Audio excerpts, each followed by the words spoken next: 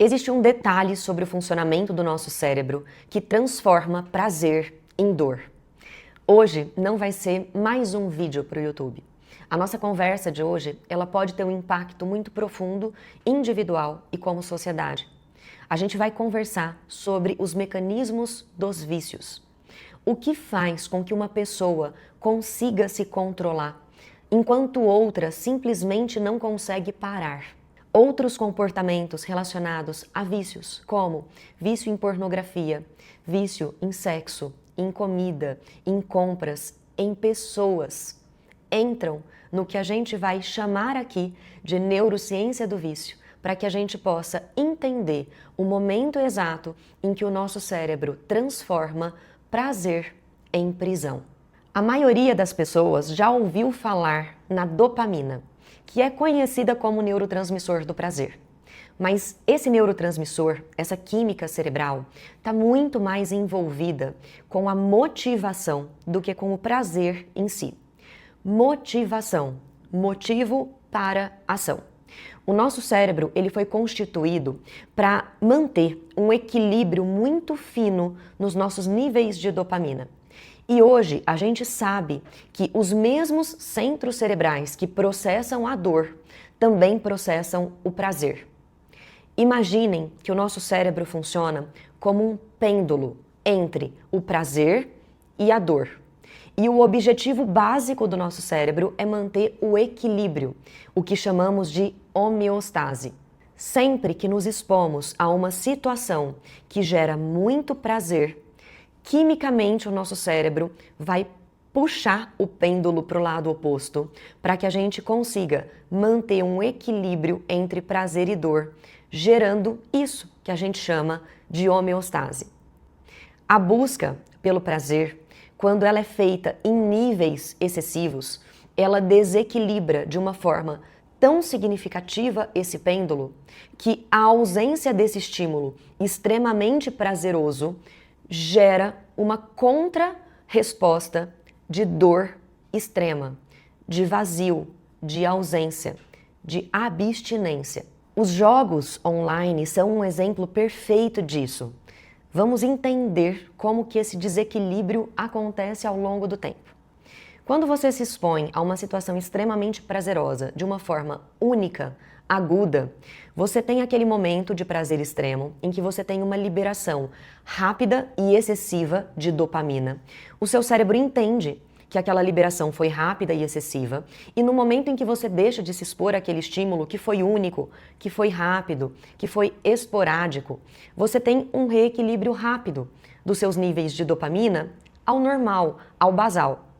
Quando você se expõe aos jogos de uma forma crônica, repetida, sem controle, o seu cérebro ele passa a entender que você está exposto a níveis tão altos de dopamina e de forma tão constante que o que sobra de alternativa para ele é usar menos a sua própria dopamina. Basicamente acontece uma regulação dos receptores cerebrais de dopamina. O cérebro fica menos sensível a essa química da motivação. E o que acontece como consequência? No momento em que você não está recebendo essa química por algo externo, que no caso são os jogos online, você entra em uma situação de anedonia, de ausência completa de motivação, de ausência de prazer, de sentido. Isso significa que com o tempo e com a exposição repetida aos estímulos extremamente prazerosos, o cérebro passa a se adaptar e os receptores de dopamina se tornam menos sensíveis. O que antes era a busca pelo prazer e por um momento de diversão, passa a ser uma necessidade para evitar o tédio e o vazio existencial. O que antes era busca pelo prazer se torna prisão na busca para evitar a dor. Mas o que faz com que os jogos online e as apostas sejam tão prazerosos e, portanto, viciantes?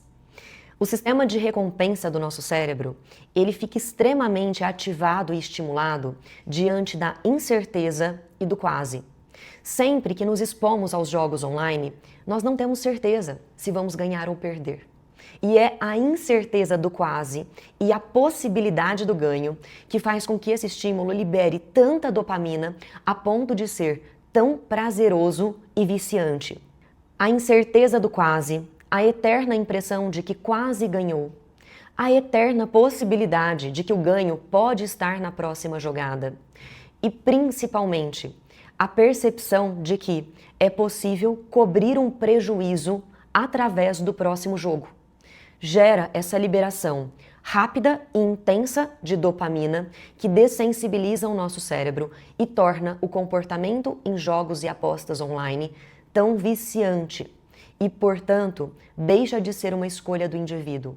O indivíduo passa a ser submetido a uma química cerebral que o aprisiona. Além disso, o acesso fácil, o sistema de notificações constantes, a exposição em momentos de lazer das ofertas irrecusáveis através de jogos de futebol, de influenciadores digitais, isso tudo torna o ambiente muito propício ao nosso cérebro desenvolver a dependência, mesmo na ausência de qualquer substância química externa. Crenças construídas e estimuladas de que não há nada demais, de que eu posso parar quando eu quiser, de que a sua mudança de vida pode estar sempre na próxima jogada, são crenças estimuladas pelo meio para gerar essa sensação de busca que ativa circuitos neurais e desregula circuitos neurais a ponto de te transformar em um prisioneiro do próprio cérebro. Quando ocorre essa reestruturação química do cérebro, o que antes era entusiasmo e brilho nos olhos se torna apatia e ausência de sentido. E aqui eu quero fazer um parênteses para que a gente possa conversar sobre algo profundamente humano. A vida nunca foi tão difícil do ponto de vista neurobiológico. A gente tem a impressão hoje de que estamos no melhor momento como sociedade, no sentido de oferta, de bens de consumo, de possibilidade de sobrevivência.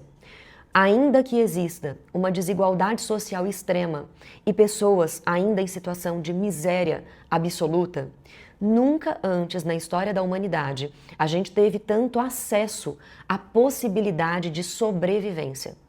O nosso cérebro deixa de ficar ocupado com a necessidade da busca, da caça, do alimento, da sobrevivência básica.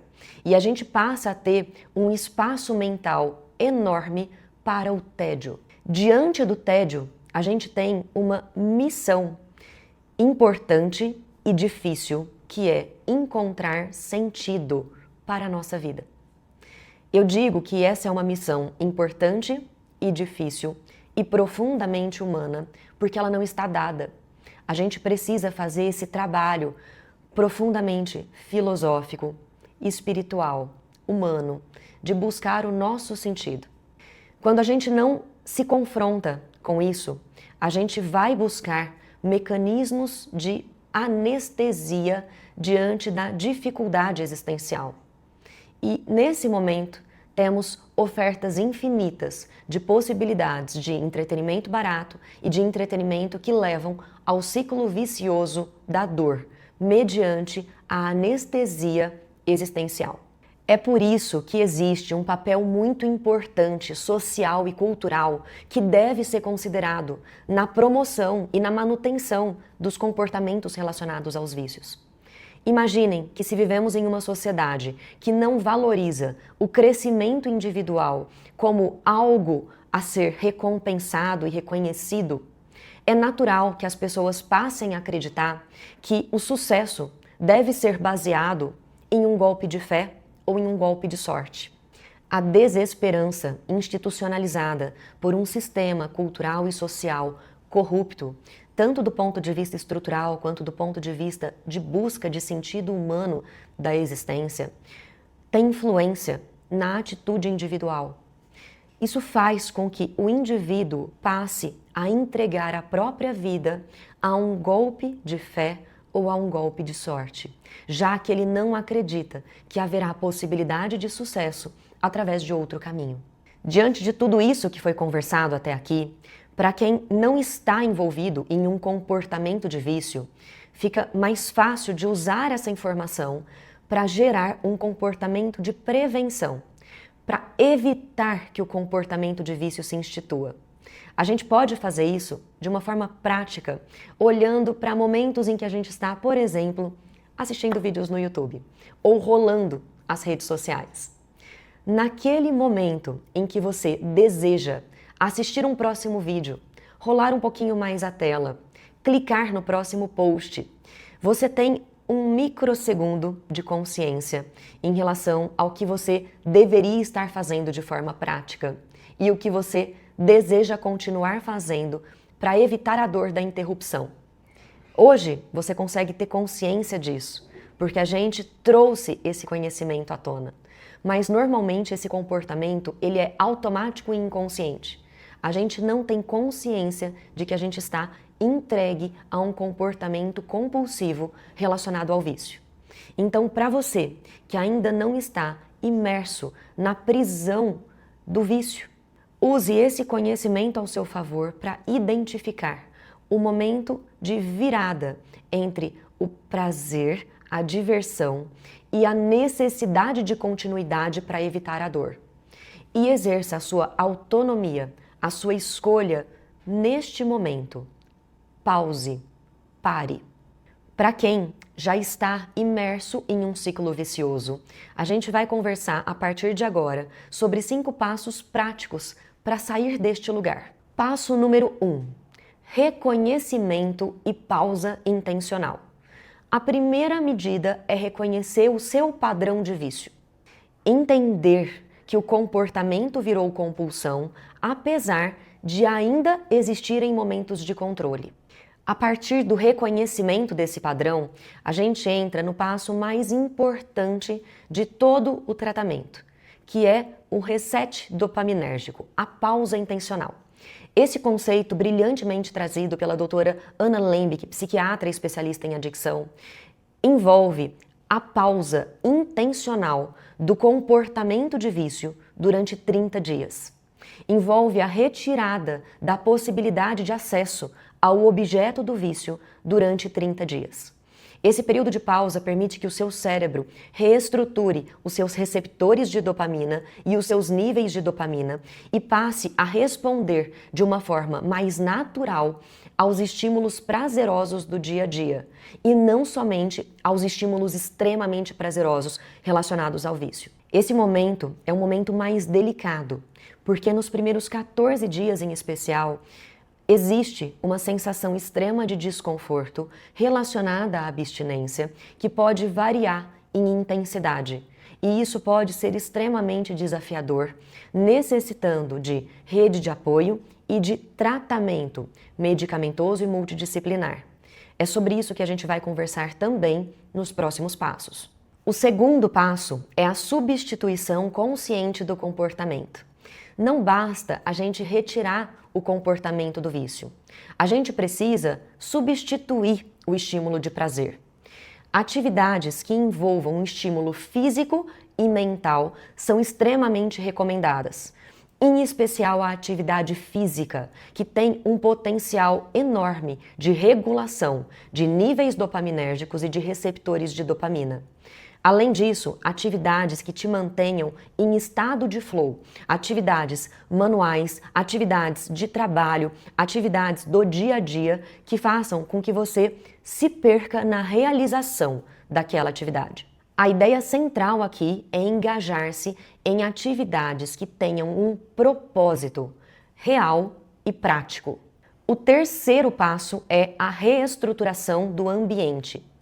É muito importante que o seu cérebro não tenha acesso ao que antes te despertava gatilhos. Excluir aplicativos, bloquear sites, deixar de seguir influenciadores que promovam esse tipo de comportamento é tão importante quanto os passos iniciais sobre os quais conversamos. A gente evita entrar em uma guerra que foi feita para a gente perder. A gente não expõe o nosso cérebro a algo que sabidamente vai levá-lo ao sofrimento. O quarto passo é o apoio. Não enfrente sozinho. Busque uma rede de apoio social que pode ser constituída pelos seus familiares, pelos seus amigos, por pessoas que sejam da sua confiança e principalmente o apoio profissional. Buscar psicoterapia nesse momento é extremamente necessário para que a gente consiga reestabelecer comportamentos mais saudáveis. Além disso, existem grupos de jogadores anônimos que podem fornecer também o apoio social necessário para que você consiga sair dessa batalha, que é uma batalha extremamente difícil para ser enfrentada sozinho. E o quinto passo é o tratamento medicamentoso.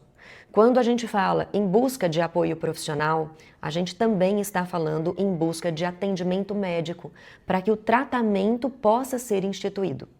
Em grande parte dos casos, usamos medicações como antidepressivos, inibidores seletivos de recaptação de serotonina, estabilizadores de humor, moduladores de receptores de opioide. São todas medicações que têm o objetivo de restabelecer o equilíbrio químico que foi perdido no cérebro por um comportamento repetido.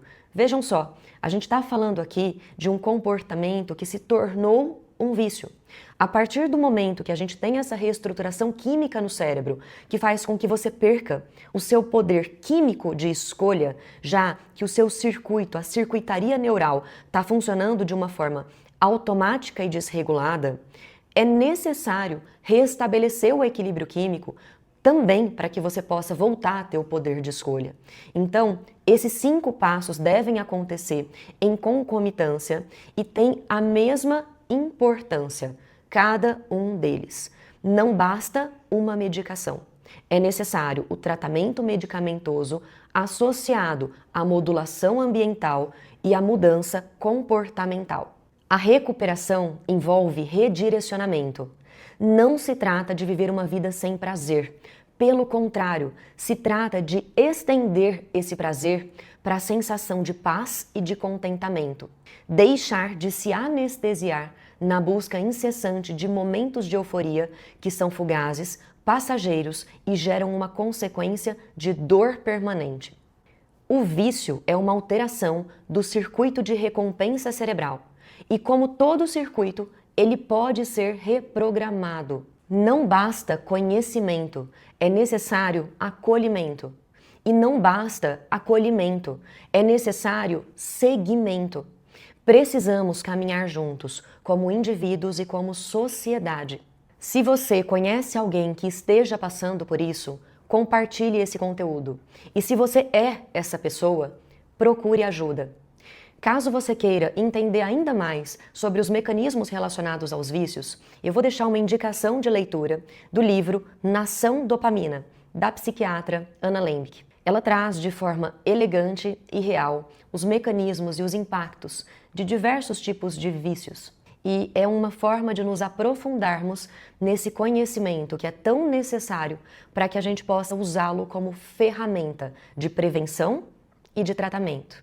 Você é a consciência que observa e experimenta o mundo através do seu cérebro. O seu cérebro é o seu instrumento.